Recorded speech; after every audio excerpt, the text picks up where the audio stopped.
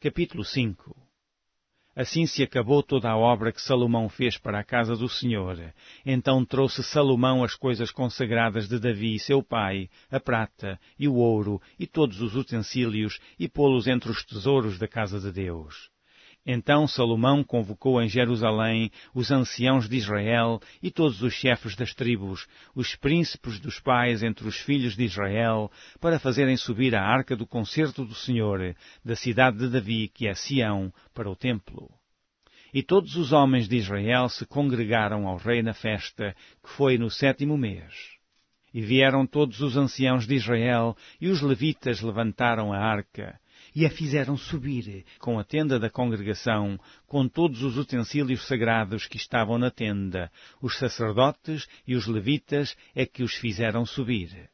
Então o rei Salomão e toda a congregação de Israel, que se tinha congregado com ele diante da arca, sacrificaram carneiros e bois, que se não podiam contar, nem numerar, por causa da sua multidão. Assim trouxeram os sacerdotes a arca do concerto do Senhor ao seu lugar, ao oráculo da casa, à santidade das santidades, até debaixo das asas dos querubins.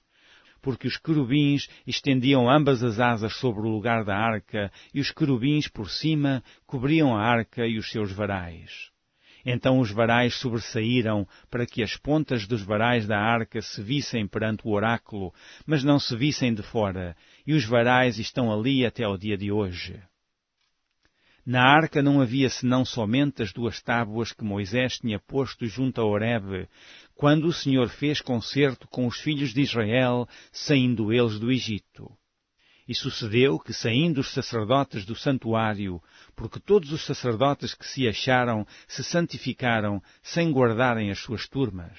E quando os levitas, cantores de todos eles, isto é, Asaf, Emã, Jedutum, seus filhos e seus irmãos, vestidos de linho fino, com símbolos e com alaúfes e com harpas, estavam em pé para o oriente do altar, e com eles até 120 sacerdotes que tocavam as trombetas, e quando eles uniformemente tocavam as trombetas e cantavam para fazerem ouvir uma só voz, bendizendo e louvando ao Senhor, e quando levantaram eles a voz com trombetas e símbolos e outros instrumentos músicos para bendizerem ao Senhor, porque era bom, porque a sua benignidade durava para sempre, então a casa se encheu de uma nuvem, a saber, a casa do Senhor.